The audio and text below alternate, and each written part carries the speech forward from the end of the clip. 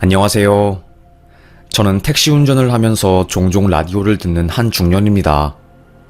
귀가 심심할 때 곧잘 듣곤 했는데 저도 욕심이 나더라고요. 제 인생도 드라마 뺨치도록 스펙타클 했거든요. 저는 왕년에 연수입 20억이 넘어가는 공장의 대표였습니다. 배관 파이프를 만들어서 유통까지 하는 사업을 했어요. 그 당시만 해도 그 기술을 잘 다룰 수 있는 사람은 별로 없었기 때문에 꽤나 많은 거래업체를 가지고 있었고 돈도 넉넉하게 벌었죠. 제가 그렇게 성공할 수 있었던 이유는 어릴 때부터 뼈저리게 가난했던 덕이었던 것 같아요. 가난 때문에 아버지가 스스로 세상을 등지셨고, 가난 때문에 엄마의 병을 고치지도 못하고 죽어가는 것을 제 눈으로 똑똑히 봤으니까요. 주르륵 주르륵 눈물을 흘리다 보니까 눈물은 마르고 제 마음속에 남은 것은 도끼뿐이더라고요. 초등학교 때부터 만난 여자가 있었어요. 저의 아내였지요. 아내는 제가 한 푼도 없고 매일 거지처럼 옷을 입고 다닐 때부터 사랑해주고 있는 그대로 좋아해주는 유일한 사람이었습니다. 어릴 때 그녀에게 항상 했던 말이 "너 커서 나랑 결혼하는 거다. 내가 무조건 성공해서 너 정말로 행복하게 만들어줄 거야. 알겠지?" 친구들은 그런 저를 보고 "너 어른 되면 그 마음 변할걸?" 놀렸지만 순해 보였던 저는 보란듯이 성인이 되자마자 죽기 살기로 일을 해서 성공했고 아내에게 멋지게 프로포즈 했습니다. 그때 당시에만 해도 자동차나 TV 같은 건 꽤나 잘 사는 집에만 있었어요. 프로포즈 하면서 자동차랑 TV를 처갓댁에 건네주었죠. 어머님, 코 찔찔이었던 제가 따님과 결혼하기 위해서 이렇게 멋지게 성공했습니다. 이제 따님 저에게 맡겨주십시오. 맡겨만 주시면 정말 손에 물 한 방울 안 묻힐 정도로 행복하고 다 가진 여자로 살게 해드리겠습니다. 처갓댁 식구들은 저를 참 좋아했습니다. 제가 정말로 잘해드렸거든요. 항상 주말마다 요리를 해드리러 갔어요. 오죽하면 아내가 "주말에는 우리 집 가지 말고 나랑 놀러 다니자. 응? 엄마랑 아빠는 알아서 음식 해드시겠지. 에이, 그래도 장모님이랑 장인어른 살아계실 때까지는 내 손으로 밥 챙겨드리고 싶어." 그렇게 3년간 주말마다 밥을 해드리고 나니 지병이 있었던 장인어른이 하늘로 소천하시게 되었습니다. 그때 엄청 아내가 울더라고요. 여보 말이 맞았어. 우리 아빠 챙겨줘서 정말로 고마워. 여보 덕분에 주말마다 아빠랑 함께해서 내가 그나마 후회가 적은 것 같아. 나 정말로 여보한테 잘할 거야. 사랑해. 저희는 더더욱 가까워졌습니다. 많은 것들을 나누면서 서로에게 진심을 다했고 평생 시간이 흘러도 우리의 사랑은 돌처럼 다이아몬드처럼 더 단단해질 거라고 생각을 했어요. 또 그렇게 만들 자신이 있었고요. 그런데 참 웃긴 게 뭔지 아세요? 세상은 내 마음대로 되는 게 하나도 없다는 거예요. 단 한 개도 없더라고요. 잘 가동되고 있던 저희 공장에 화재가 났습니다. 1000평이 넘는 곳이 화마에 휩싸여서 무서운 불길에 타고 있었어요. 소식을 듣고 너무 놀란 저는 새벽에 일어나 맨발로 공장에 뛰쳐갈 정도였어요. 안 돼. 내가 어떻게 세운 공장인데 이렇게 무너져 내리면 안 돼. 제발 불 좀 꺼주세요. 미친 사람처럼 울부짖고 불길이 치솟아 오르는 건물 안으로 들어가려고 하니 소방대원이 온몸으로 저를 막더라고요. "공장이 불탄 거라서 저기로 들어가면 무조건 죽습니다. 절대로 들어가시면 안 돼요. 유독물질부터 시작해서 옆에 화학 공장도 있기 때문에 큰일 납니다. 저는 안간힘을 써서 공장에 들어가 불을 끄려고 했지만 현실은 그러지 못했어요. 정말 자식이 불에 타 죽는 것을 보는 심정이었어요. 너무 힘들더라고요. 마음이 무너지는 듯 했습니다. 제발 나 좀 살려주세요. 제발요. 19시간 후에 불은 꺼졌고 공장은 완전히 전소가 되었어요. 당장 대금을 내야 하는데 공장은 불에 타 있고 줘야 할 물건은 녹아내려서 형체조차 없었습니다. 돈을 받기 전에 물건을 다 만들어 놓았는데 그 물건들이 타버리니 손해가 어마어마했습니다. 재료값들은 전부 빚이었어요. 그 금액이 10억을 넘었지요. 과학수사대가 와서 합동조사를 벌인 결과 인화였어요. 사람이 저지른 사고였습니다. 공장에서 일하는 한 여성을 좋아하던 옆 공장 남자가 저지른 일이었죠. 자신의 마음을 받아주지 않는다는 이유로 공장에 불을 낸 거였습니다. 처음에는 그놈을 죽여버리고 싶었어요. 하지만 그럴 수도 없었지요. 아내가 펑펑 울면서 저를 말리고 저는 화병으로 죽을 뻔했습니다. 하루에도 몇 번씩 발작을 일으키면서 쓰러졌으니까요. 현실은 냉혹했어요. 법적으로 제가 보상받을 길은 없었고 빚은 10억이 넘어가고 공장은 쫄딱 망해버렸습니다. 처음에는 그래도 자신이 있었어요. 내가 다시 일어날 수 있을 거라는 자신이요. 그래서 이곳저곳 돈을 빌리러 다녔죠. 내 사정 알잖아. 돈 좀 꿔주면 진짜 내가 금방 갚을게. 이렇게 공장에 손 놓기가 좀 그래서. 동서가 우리 19년 동창이잖아. 응? 내가 언제 약속 안 지킨 적 있어? 없잖아. 왜 그래? 망하니까 그렇게 친하게 지냈던 친구들도 전부 등을 돌렸습니다. 그때 아내가 제 등을 꼭 안아주면서 여보, 나도 노력해볼게. 돈이 있으면 있는 대로, 없으면 없는 대로 우리끼리 잘 살아보자. 저는 돈이 전부인 사람이었어요. 적어도 그때까지만 해도요. 가난하게 살았기 때문에 돈 없는 삶의 서러움을 그 누구보다 절절하게 아는 사람이었습니다.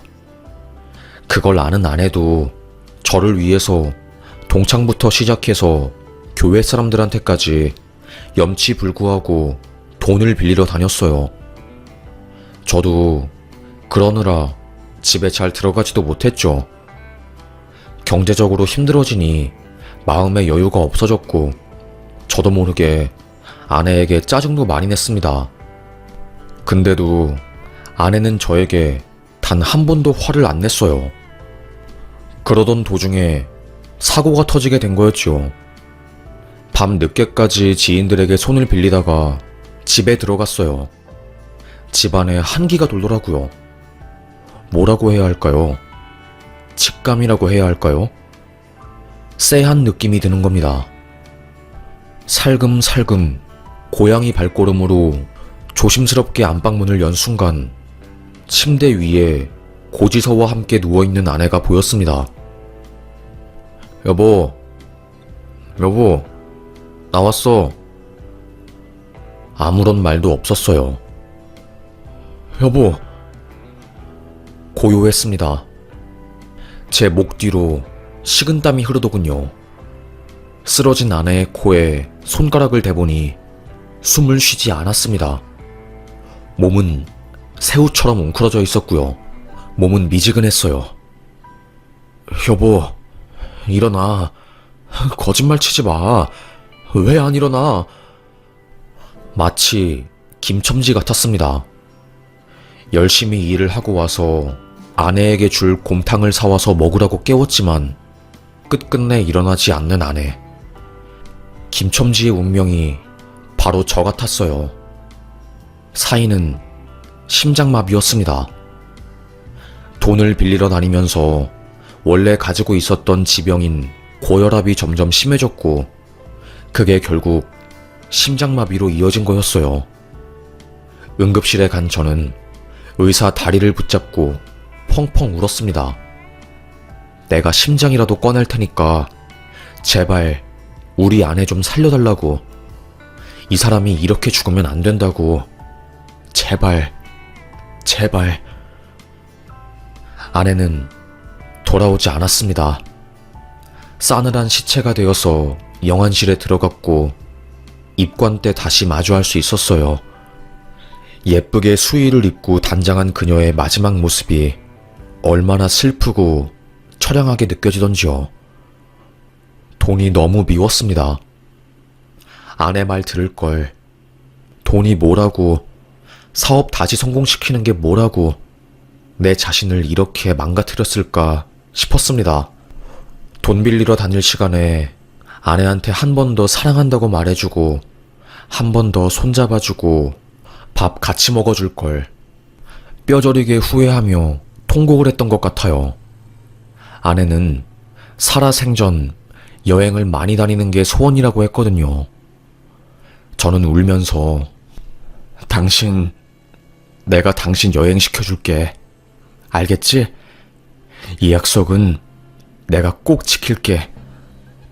마지막 인사를 했습니다. 관이 묘소에 들어가면서 저는 말로 형용할 수 없는 찢어질 것만 같은 고통을 느끼게 되었고 저도 모르게 소리를 지르며 울었던 것 같아요. 사업은 망했고 아내는 죽고 알코올 중독자가 된 저는 꿈에 나온 아내의 얼굴 때문에 정신을 차리고 택시를 잡게 된 거였어요. 저에게 있는 거라고는 멀쩡한 몸뚱아리 그리고 운전면허뿐이었으니까요. 군대 때 운전병으로 일했던 게 꽤나 쓸모가 있었던 거죠.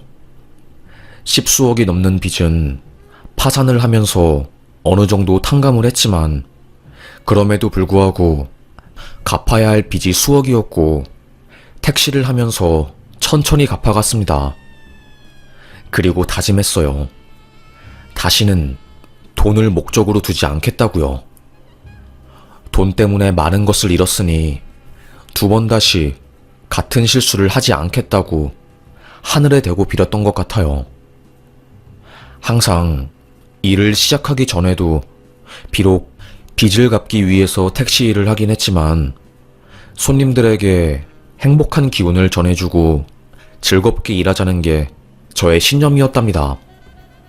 그리고 죽은 아내와의 약속을 지키기 위해서 아내의 증명사진을 택시 가운데에 두고 다녔어요. 차 타는 것을 좋아하는 아내, 여행 가는 것을 좋아하는 아내를 위해서 저만의 약속을 지키는 행동이었지요. 하여튼간에 이런 일들로 나름의 사연을 가지고 택시를 운전하던 저에게 희한한 일이 벌어졌어요. 아무래도 취객들도 많이 타고 그러니까 항상 물건을 두고 내리는 손님들이 많았거든요. 지갑부터 시작해서 가방, 돈 등등 많았습니다. 그런데 어느 날 모자를 푹 눌러 쓰고 얼굴이 보이지 않는 손님이 뒷좌석에 탔어요. 저는 안녕하세요. 어디로 모실까요, 손님? 동작사거리로 가주세요. 빨리요. 엄청 급하고 초조한 목소리로 대답을 하더라고요. 무슨 일인가 싶었습니다. 30분 정도 뒤에 손님이 차에서 내렸고 저는 역삼역으로 돌아가서 손님을 태우기 위해서 택시를 빙그르르 돌리고 있었어요. 2시간 정도 지났을까요? 손님이 탔습니다. 아저씨, 여기 뒤에 쇼핑백 같은 게 있는데요? 그래요? 아까 손님이 두고 갔나? 이따가 경찰서에 전해줘야겠네요. 뒷좌석에 있던 물건을 트렁크에 두었습니다. 한참이나 일을 한 뒤에 밤 11시가 되었을까요? 저는 트렁크 뒤에 있던 쇼핑백이 생각이 나더라고요. 쓱 열어서 안에 물건을 살펴본 순간 기절할 뻔했네요. 5만원짜리가 수백 장이 있는 겁니다. 꽤 큰 쇼핑백이었는데 그곳에 빼곡하게 들어가 있었으니 말 다 했죠. 언뜻 봐도 적어도 수억은 되어 보였어요. 순간 별의별 생각이 다 들더라고요. 아까 손님이 현금으로 결제했기 때문에 날 찾지도 못할 거고, 내가 이 돈을 그냥 쓰면 빚도 쉽게 다 갚을 수 있는데 어떻게 하지? 심란했습니다. 그때 아내 생각이 탁 머릿속을 스치더라고요. 돈돈 거리는 인생을 살다가 아내를 잃게 된 그 일이요. 정신이 번쩍 들었어요. 그래, 난 더 이상 똑같은 실수를 하지 않을 거야. 그 즉시 바로 차를 몰아서 경찰서로 갔습니다. 경찰은 어떤 일로 오셨어요? 택시에 손님이 돈을 두고 가서요. 별일 아닌 듯이 경찰은 저에게 적은 액수면 그냥 가지세요. 어차피 그거 찾아주는 것도 힘들고 10,000원, 20,000원 이런 거면 그냥 땡 잡았다 하세요.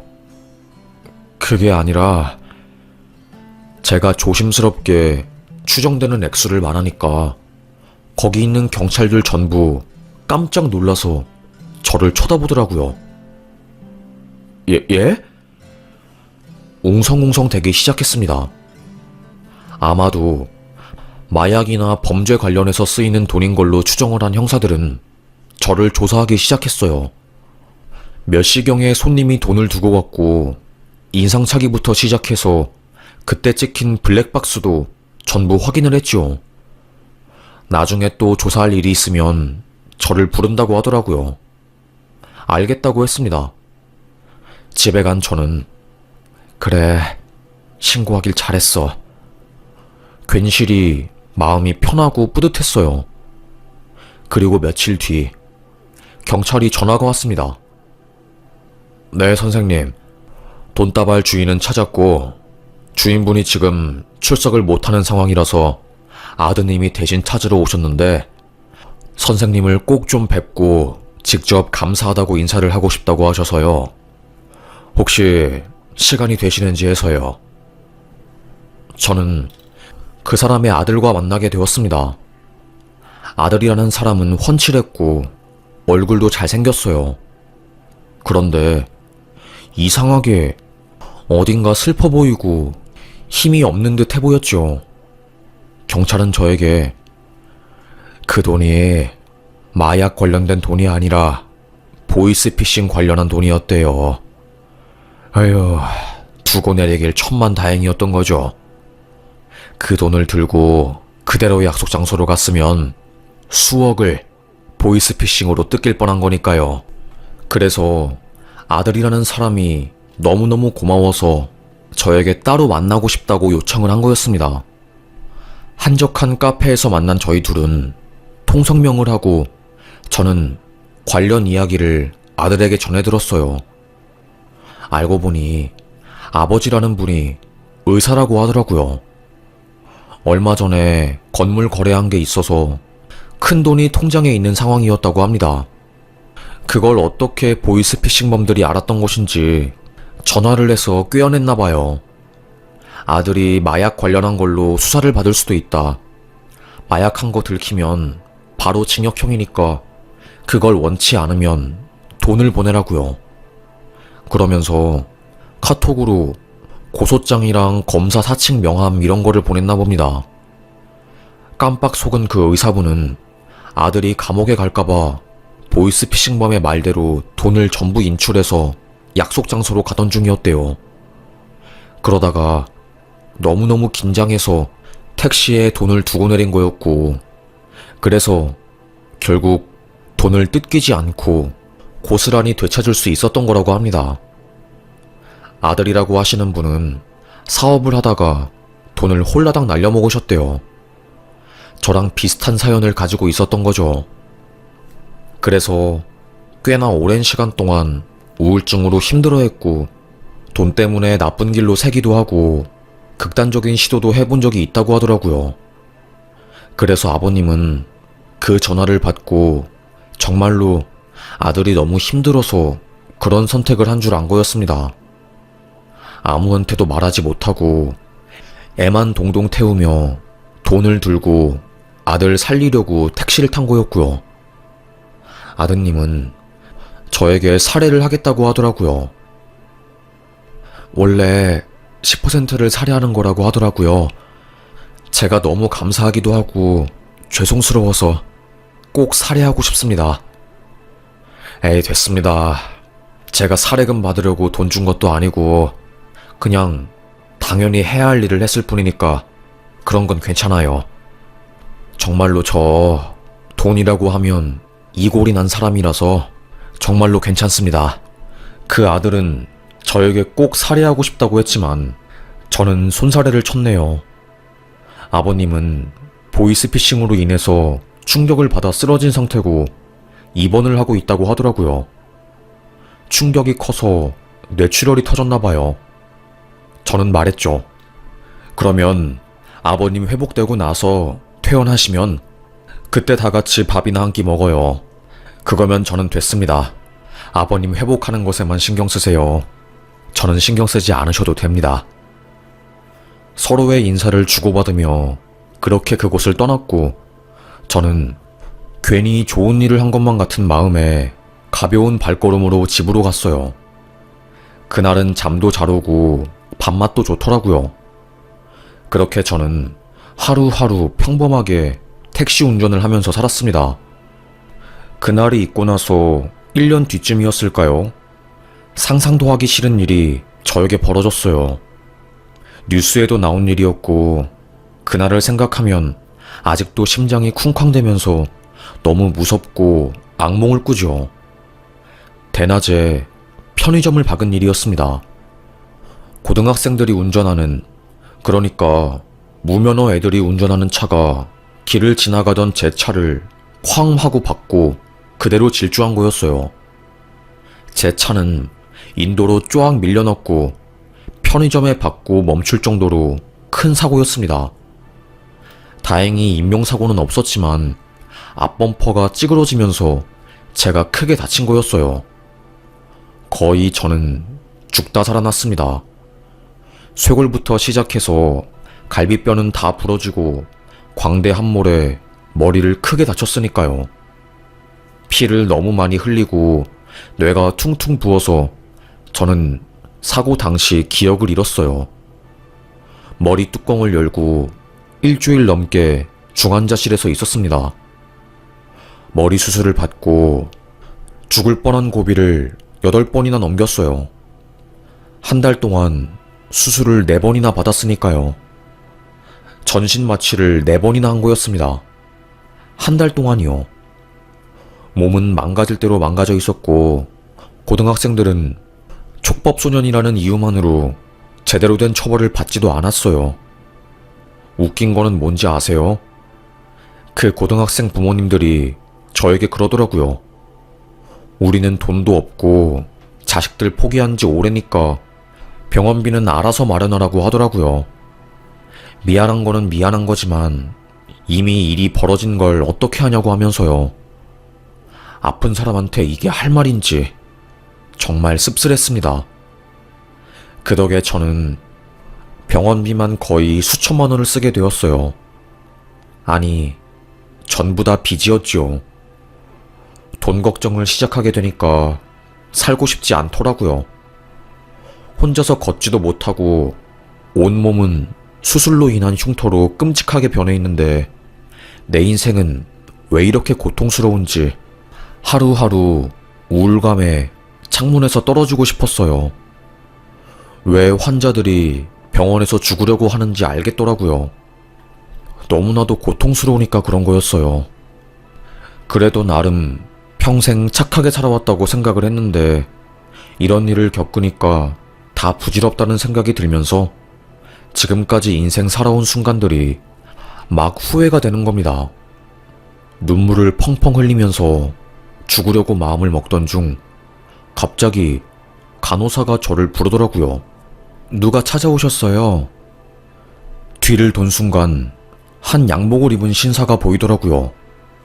처음 본 얼굴이었어요. 누구시죠? 혹시 저 기억하시는지요? 몇 년 전에 택시에 돈을 두고 내린 사람인데 명함을 건네는 겁니다. 선산대학병원 원장이라고 적혀 있더라고요. 온몸에 소름이 돋았어요. 선산대학병원은 제가 입원해 있는 곳이었고 거기 원장이 저를 직접 찾아온 거였습니다.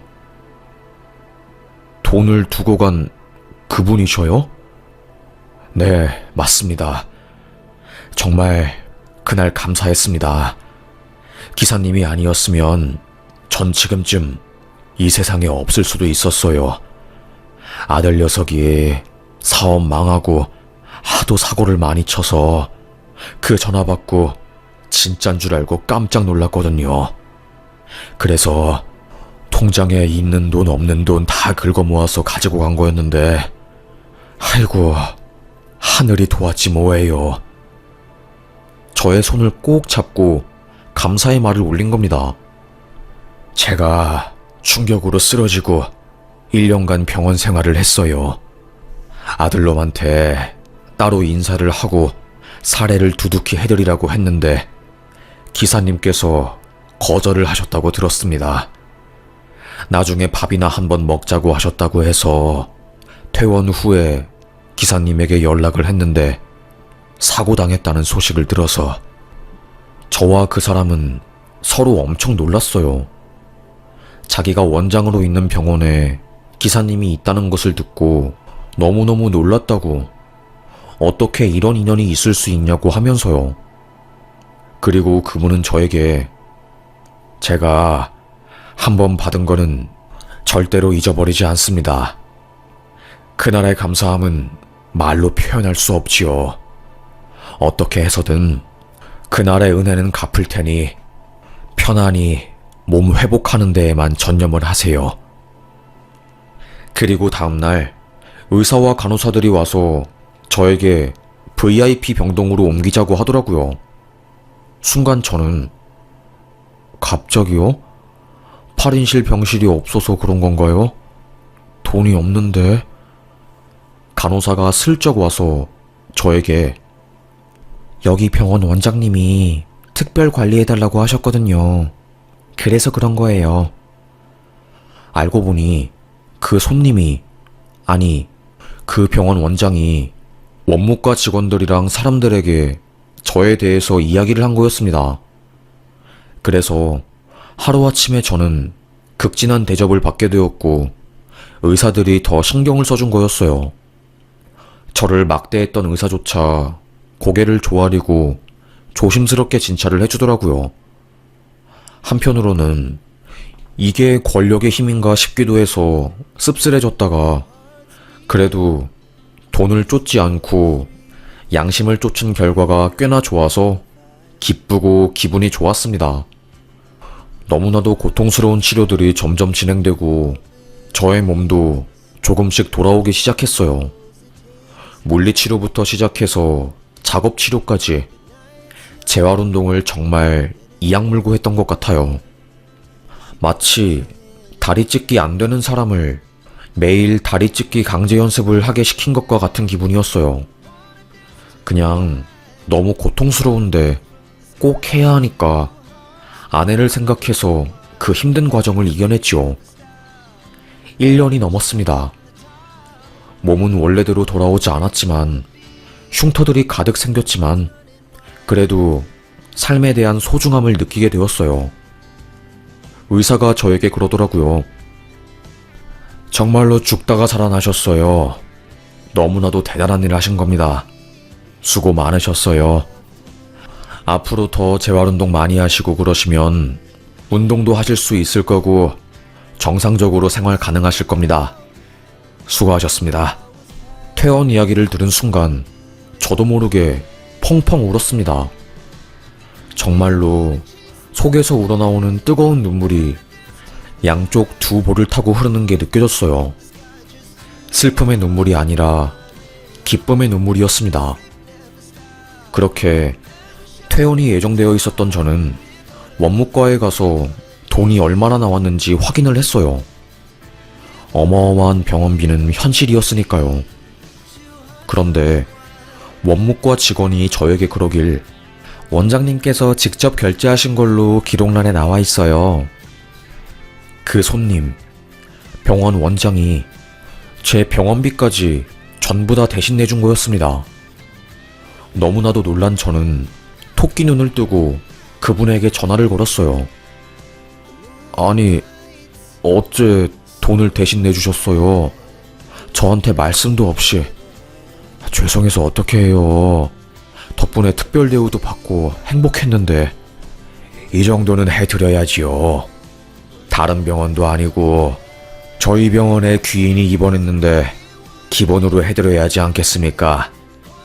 제가 되려 죄송합니다. 해드릴 수 있는 게 너무 없어서. 너무나도 겸손하고 은혜를 갚을 줄 아시는 분이었던 겁니다. 저와 그분은 그 일을 계기로 굉장히 친해졌어요. 주말에 같이 등산도 가고 외로운 인생을 함께 걷기로 약속하며 아주 친한 친구가 되기도 했죠. 통하는 게 참 많더라고요. 아내를 먼저 일찍 떠나보낸 것도, 그리고 사업이 꼬꾸라졌던 기억들도 마치 아주 오래전부터 만난 친구처럼 익숙하고 친하게 지냈습니다.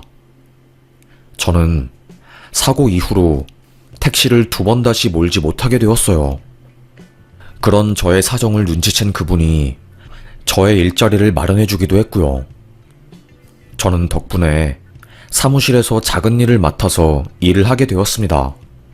정년도 보장이 되었고 저에게는 아주 좋은 기회였죠. 그러다가 서로의 아내에 대한 이야기가 나왔어요. 최 사장님은 아내를 어디에 모시고 계시오? 저는 모란공원 양지 바른 곳에 아내를 안치했지요. 세상에, 나도 모란공원에 아내를 안치했는데? 알고 보니 그 의사분의 아내와 저의 아내 둘 다 같은 묘자리에 있었던 겁니다. 그리고 더 놀라운 것은 뭔지 아세요? 바로 옆옆 묘소가 바로 그 의사분의 아내 묘소였어요. 운명이었죠. 너무나도 놀란 저희는 나를 잡고 같이 인사를 드리러 갔습니다. 저는 생전에 아내가 좋아했던 밥막걸리, 그분은 아내분이 주스를 좋아했다고 해서 주스를 들고 갔지요. 서로의 아내에게 인사를 했습니다. 여보, 고마워. 여보가 하늘에서 날 지켜준 덕에 이렇게 좋은 의사분을 만나서 수월하게 극복할 수 있었어. 앞으로 종종 자주 놀러 올게. 남은 인생이 너무나도 쓸쓸할 것 같았는데 참 다행이야. 중마고우 같은 동지가 생겨서. 눈물을 훔치던 그 의사분도 저의 아내에게 한마디 했습니다. 정말 감사합니다. 말년에 안 좋은 일이 생길 뻔했는데 남편분 덕분에 제가 살 수 있었어요. 앞으로 서로 도와가면서 살아보겠습니다. 그렇게 저희는 서로에게 가족을 전부 소개해 주었네요. 그 뒤로도 계속 만나면서 꾸준히 우정을 유지해 갔습니다. 그분의 아들은 사업 실패로 인한 우울증에 시달렸고 그 심정을 너무나도 잘 아는 저는 아들과 함께 자주 만나면서 힘들고 서러운 마음을 공유했어요. 부모님이라서 더 말 못하는 감정들이 있잖아요. 그걸 나누면서 그 녀석은 점점 밝아지게 되었고 결국에는 다시 취업도 하고 새롭게 일도 시작하면서 인정받으며 살게 되었네요. 그런 모습을 보니까 기분이 참 좋았습니다. 그리고 녀석은 좋은 여자를 만나서 결혼까지 하게 되었지요. 내 아들이 장가를 간 것처럼 아주 기쁘다. 장가 가서 행복하게 잘 살고 가정 꾸려서 매일 감사하는 마음으로 행복 마음껏 느끼면서 살았으면 좋겠다. 모두 기사님, 아니 선생님 덕분입니다. 인생의 스승님, 정말 감사합니다. 9번 마음 다쳐도 한 번 웃으면 되는 거라고, 그게 인생이라고 다독여 주었네요. 그리고 그 녀석의 결혼식 날, 갑자기 마이크를 잡은 그 녀석이 저를 제2의 아버지로 소개하면서 저에게 감사함을 표했습니다. 처음에는 그저 택시 뒷좌석에 탄 손님으로 만났던 관계가 점점 발전해서 이제는 없으면 안 되는 인생의 소중한 친구가 되었다는 사실이 참 기쁘고 감사하네요. 인생이란 정말로 인연이 어디서 만들어질지 모르는 것 같아요. 교통사고로 죽을 고비를 넘기고 있었던 저에게 천사처럼 도움의 손길을 건네준 사람이 몇 년 전 제가 돈을 찾아준 그 사람이었을 줄은 꿈에도 몰랐네요. 돈돈거리는 인생을 놓아주고 이제는 삶의 본질을 찾아가기 시작하니까 조금씩 삶이 행복해지기 시작하는 것 같습니다. 하늘에 있는 아내에게 부끄럽지 않게 당당하고 행복하게 살다가 하늘에 가려고 합니다. 아내 말이면 뭐든 다 할 듯 했는데 제 곁에 없으니 늘 쓸쓸하기는 하지만 아내에게 표현해야 했던 그 마음들을 지금 제 곁에 남아있는 소중한 사람들을 위해서 표현하고 사랑하고 감사하며 살려고 해요. 좋은 말만 하고 좋은 생각만 하고 행복한 생각을 하면서 살아보겠습니다.